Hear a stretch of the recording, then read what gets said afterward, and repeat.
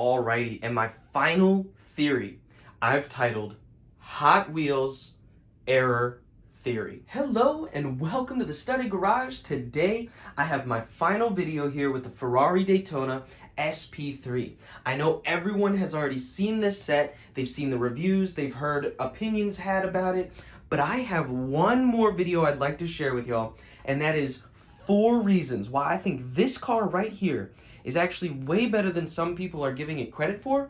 And with the same reasons, I think that it's going to be so much more valuable and sought after, especially these error sets in the future. So with that, let's dive into my 4 reasons why I think this car is extremely special.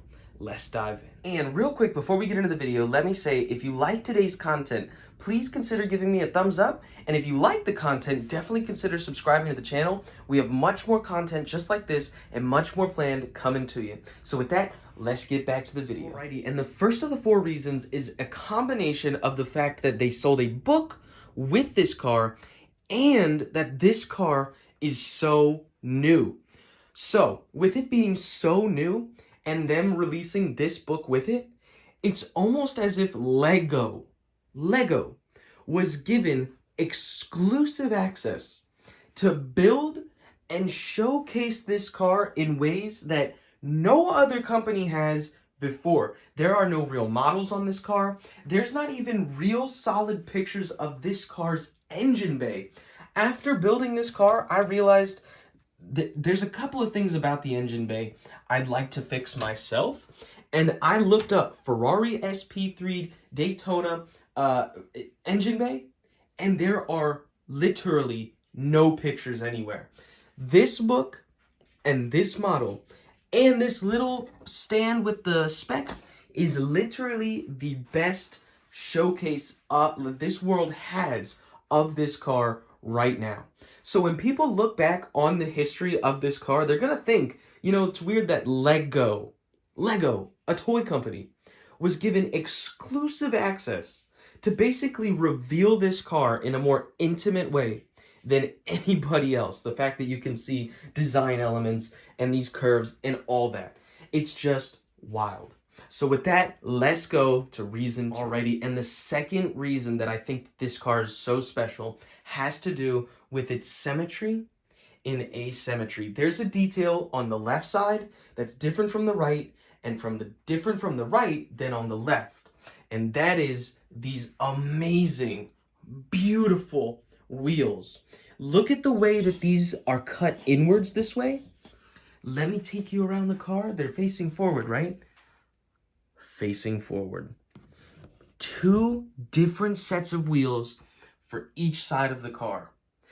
This may not excite some of you as much as it excites me, but this is a small detail that goes a really long way for someone like me who loves these cars. We have not seen that detail before. All 3 of those have had all 4 wheels be the same. So the fact that we have literally 2 wheels going one way and 2 going the other way makes me so excited for the future, because now that they've done it on this car, imagine them being able to do it on a smaller scale, creative expert cars, or anything like that. You never know what's going to come from LEGO, and these wheels just go to show that the development, the dedication to detail is never slowing down. And I think that these wheels in the future, depending on how many more 1/8 scale cars we get, I think this car is going to be extremely sought after for the fact that it's the first car, and who knows in the future, maybe the only, to feature wheels this detailed. So with that, let's move on to the 3rd reason why I think this car is so special. Alrighty, the 3rd reason is design. Look at these. Look at the curves on the side of the car, especially these hips. They capture that Le Mans racer look that they have on the SP3 perfectly. And the fact that LEGO nails the back end with all of those lines and curves and all the fancy stuff going on back here is just mind-boggling that this is a LEGO. Literally, 20 years ago, LEGO was not... I don't think they would even have this in their future sites yet. It's amazing how far LEGO has come and their capabilities and the amazing work that designers take on in that factory. But the reason why this adds value to the set is because I think that this set is really going to show out all three of these sets in the future. People are going to look at this set and think, out of all three of these cars, very bubbly, very easy kind of curves to capture. Same with the Chiron. The Scion was insane. They captured an amazing look on that car. But that car, very Lamborghini. Angled, very harsh with the corners, very doable with Lego pieces. Ferrari, it was such an elegant looking machine with harsh angles and polarizing design elements, but definitely elegant. And here we have an elegant representation of the beautiful SP3, which just goes to show LEGO's superiority, in a sense, over all the competition with their design capabilities. So with that, let's get to reason number 4 and what may be the most important reason why this car may be more valuable in the future than some are projecting it to be. So with that, let's get to it. Alrighty, and my final theory I've titled Hot Wheels Error Theory. I know that sounds weird, but I used to collect Hot Wheels. Keyword, used to. We'll get into that maybe in a different video. But I used to collect Hot Wheels. One of the things that really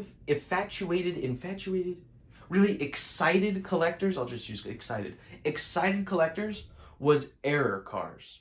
For some reason, Hot Wheel collectors are nuts for error cars.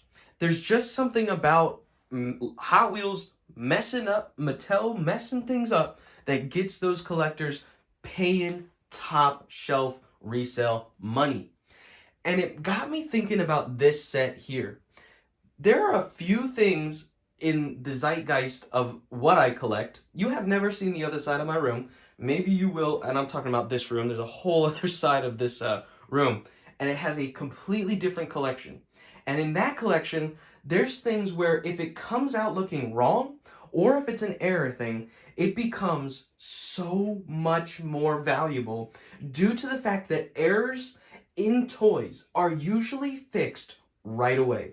So the first few versions of toys that may be affected by the error in the company are then extremely sought after by collectors later on. It's something about the quirkiness of a really big company like LEGO messing up that really makes collectors go, hey, the ones that had the error in their instructions, those are really rare. So if you have one of those, I want one of those. I know that there's going to be collectors in the future saying that for a fact. They're going to want some of the limited first run error cars just because it represents something weird in collecting and the hobby of collecting.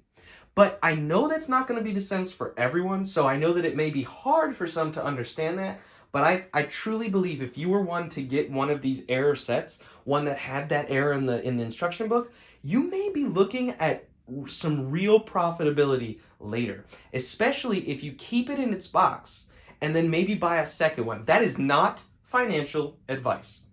Not financial advice at all. But it may be worth doing if you like taking risks like that, because hey, like I said, there's gonna be someone going, I want one of the rarest limited edition error sets. I know it's really weird, but it will happen. It happens with Hot Wheels a lot, but it also happens with other collecting styles. So with that, I hope you enjoyed today's video. It was just my final thoughts on this Ferrari Daytona SP3. It had a really rough launch, and I don't excuse LEGO. I'm not making excuses for them. But I think that it added a real charm to the set that is bad, but also good. So with that, hopefully my madness is making some sense to some of you. But with that, thank you so much for watching the video again. And if you like the content, definitely leave a thumbs up. Maybe consider subscribing. And with that, stay creative. Peace. See ya.